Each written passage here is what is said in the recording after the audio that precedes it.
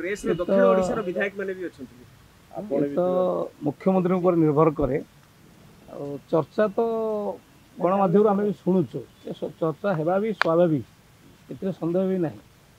तेणु गवर्नर सांगे मुख्यमंत्री जो साक्षात है ये तो विभिन्न कारण हो पारे सामना को ये विभिन्न कारण हो पारे मंत्रिमंडल संप्रसारण हो पारे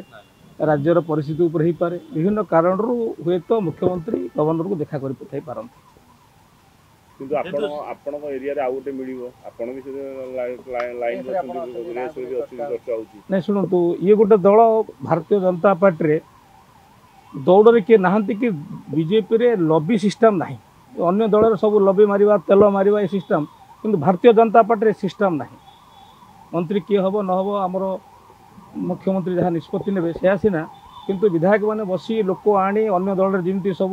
तेल मारती लॉबी करती मते मंत्री दिया जाऊ ये सब सिस्टम भारतीय जनता पार्टी रे नाही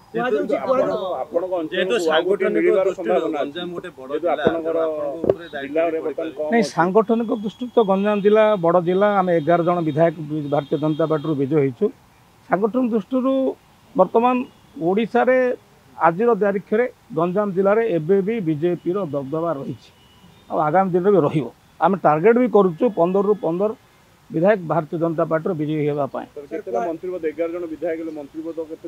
सी हूँ कारण नहीं सी कारण नहीं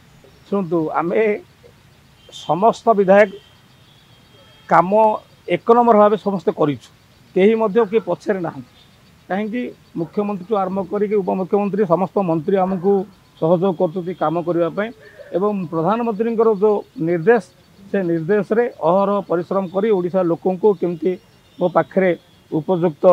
काम कर व्यवस्था करूँ ये लक्ष्य समस्त अच्छे नहीं नहीं शुणु आशा रहीबाटा स्वाभाविक भावार किसी नहीं